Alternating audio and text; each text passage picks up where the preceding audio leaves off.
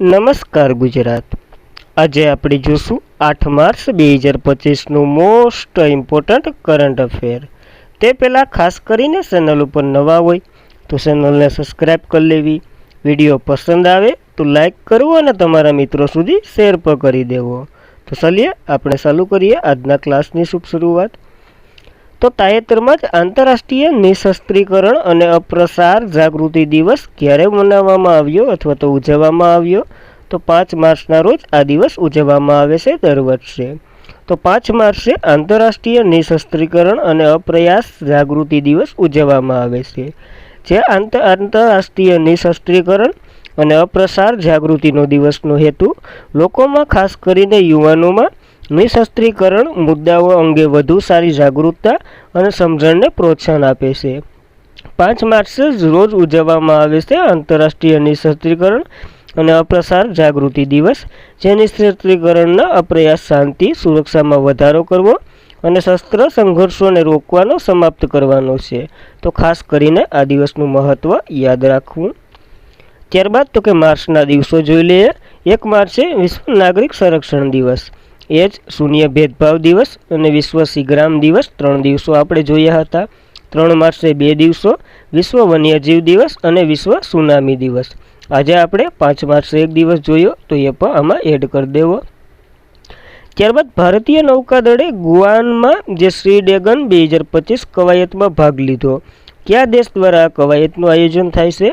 તો United state of America દ્વારા આ કવાયતનું આયોજન થાય છે।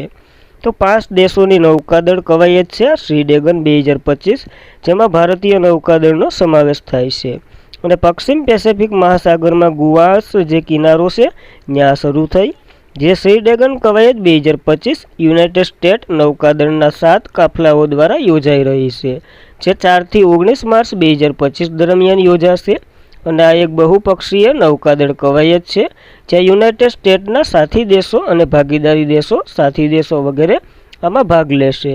તો આ કવાયતની વાત કરીએ તો 2019માં યુનાઇટેડ સ્ટેટ્સની જે નેવી રોયલ ઓસ્ટ્રેલિયન એરફોર્સ સંયુક્ત કવાયત તરીકે આને શરૂ કરી હતી અને 2025ની આવૃત્તિમાં યુનાઇટેડ સ્ટેટ જે નેવી એ ભાગ લઈ રહી છે, ભારતીય નૌકાદળ ભાગ લઈ રહી છે, જાપાનની મેરીટાઈમ સેલ્સ ડિફેન્સ ફોર્સ ભાગ લઈ રહી છે, રોયલ ઓસ્ટ્રેલિયન એરફોર્સ ભાગ લઈ રહી છે અને રિપબ્લિક ઓફ કોરિયાની નેવી પણ ભાગ લઈ રહી છે।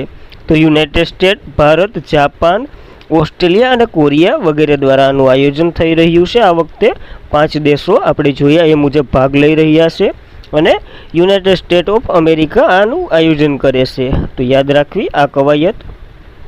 ત્યારબાદ ભારતે દર 1 લાખ જીવંત જન્મદીઠ કેટલા MMR મૃત્યુદર નેશનલ હેલ્થ જે પોલિસી લક્ષ્ય હાસિલ કર્યો છે? તો 100નો લક્ષ્ય હાસિલ કર્યો છે ભારતે। તો ભારતે દર વર્ષે 1 લાખ જીવંત જન્મદીઠ MMR જે 100 મૃત્યુદર નેશનલ હેલ્થ પોલિસી લક્ષ્ય હાસિલ કર્યો। જે કેન્દ્રીય આરોગ્ય અને પરિવાર કલ્યાણ મંત્રી આપણા જગત પ્રકાશ નડ્ડા છે એને જણાવ્યા અનુસાર ભારતની રાષ્ટ્રીય આરોગ્ય નીતિ એટલે કે નેશનલ હેલ્થ પોલિસીના MMR એટલે માતૃ મૃત્યુ એટલે કે મધર ડેથ દરના લક્ષ્યને 1 લાખ જીવંત જન્મદીઠ 100 મૃત્યુદર હાસિલ કર્યો છે અને આ માહિતી મંત્રી દ્વારા 4 માર્ચ 2025ના રોજ નવી દિલ્હી ખાતે જે રાષ્ટ્રીય આરોગ્ય મિશનના જે મિશન સ્ટીરિંગ ગ્રુપની 9મી બેઠક દરમિયાન આપવામાં આવ્યો હતો। તો આ હેલ્થને લગતું છે। તો આ રાષ્ટ્રીય આરોગ્ય મિશન પણ આપણે જોઈ લઈએ આમાં। તો રાષ્ટ્રીય આરોગ્ય મિશન જે 12 એપ્રિલ 2005ના રોજ રાષ્ટ્રીય ગ્રામીણ આરોગ્ય મિશન તરીકે શરૂ કરવામાં આવ્યું હતું અને રાષ્ટ્રીય શહેરી આરોગ્ય મિશનને મંજૂરી આપી હતી। જે 2013માં રાષ્ટ્રીય આરોગ્ય મિશન પણ શરૂ થઈ ગયું હતું। શહેરનું અને ગામડાનું બેયનું અલગ અલગ રીતે શરૂ થયું હતું। તો એ માહિતી પણ આની સાથે યાદ રાખવી। ત્યારબાદના પ્રશ્નની વાત કરીએ તો કોને 2025ના પિક્સેલ આર્કિટેક્ચર પુરસ્કારથી સન્માનિત કરવામાં આવ્યા છે? તો લિયુ ઝિયાંગકુનને સન્માનિત કરવામાં આવ્યા છે, જે ચાઇનાના વ્યક્તિ છે। તો જોઈએ તો 2025ના પિક્સેલ આર્કિટેક્ચર પુરસ્કાર વિજેતા લિયુ ઝિયાંગકુનને સન્માનિત કરવામાં આવ્યા છે અને એ પ્રકારના એટલે કે ત્યાંના નામ આ પ્રકારના જ હોય।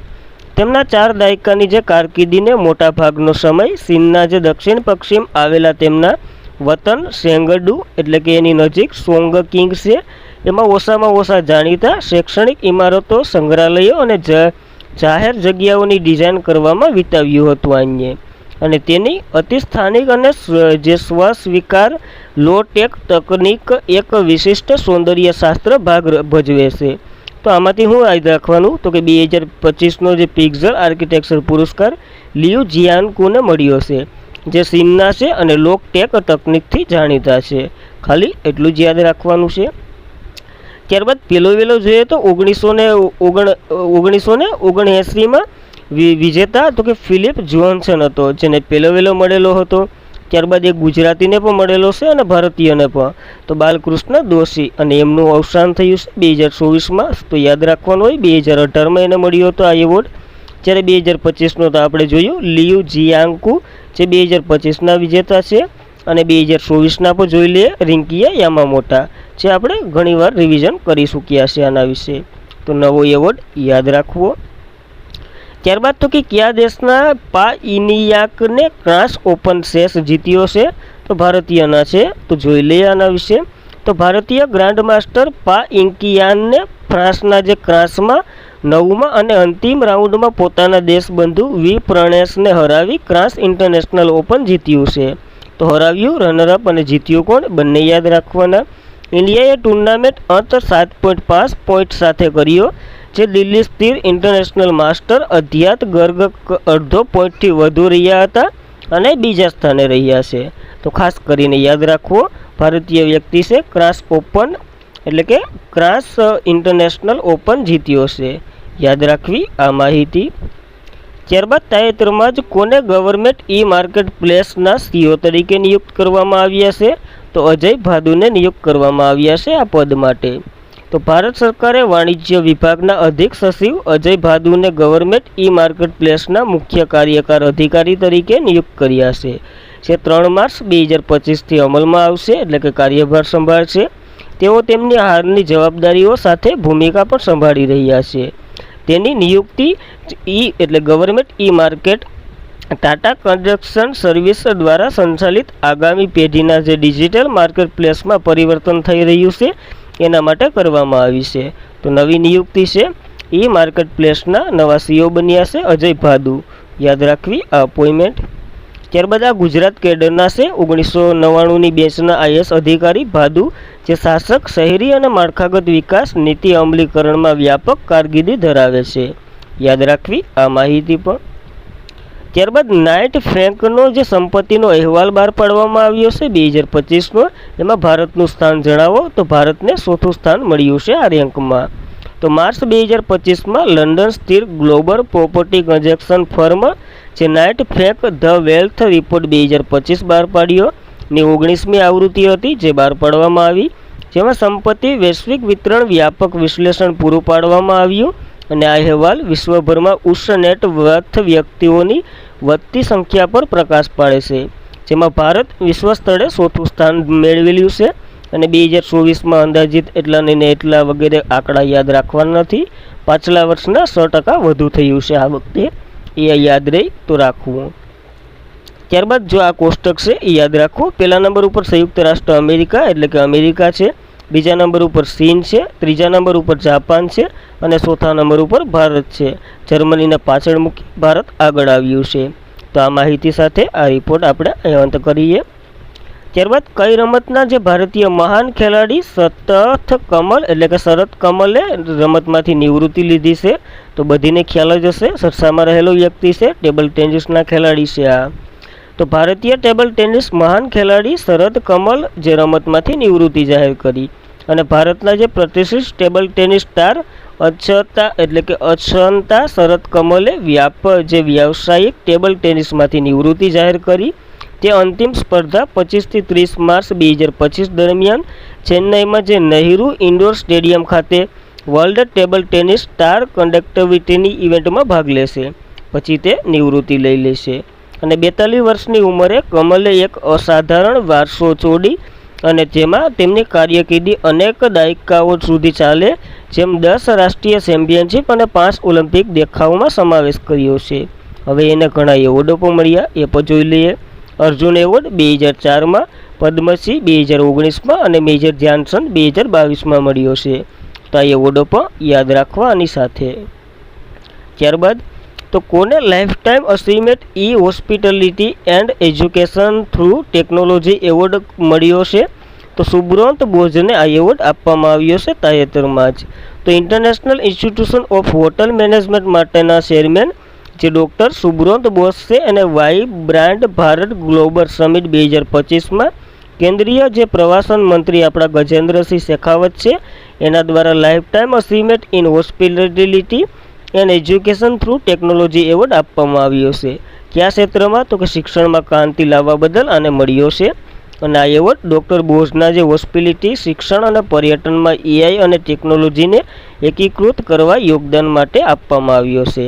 તો યાદ રાખવો, એવોર્ડ બહુ મોટો છે, પણ ટૂંકમાં આપણે હોસ્પિટાલિટીની એવું બધી એવી રીતના યાદ રાખી શકો.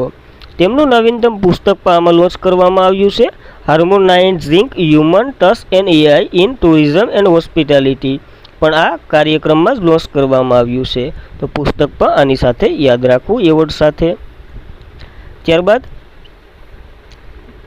આગળ વધીએ તો કયા ક્ષેત્રમાં પદ્મશ્રી પુરસ્કાર વિજેતા ગોવરી સિંહનું 66 વર્ષની વયે અવસાન થયું છે? તો આ એક કલાકાર હતા જે લાકડાની કષ્ટકલામાં જાણીતા હતા.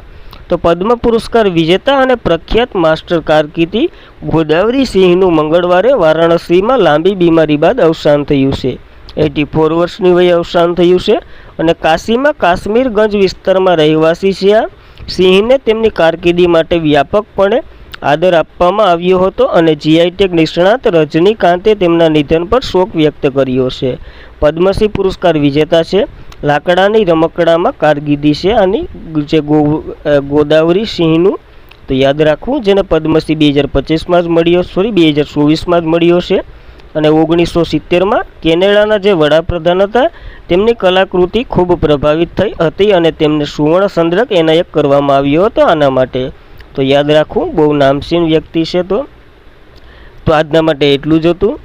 ખાસ કરીને મિત્રો, આ શોર્ટલેસ વિડીયો તમને પસંદ આવે, લાઇક કરવો, તમારા મિત્રોને શેર કરવો અને ચેનલ પર પ્રથમ વખત હોય તો સબસ્ક્રાઈબ પણ કરી લેવી.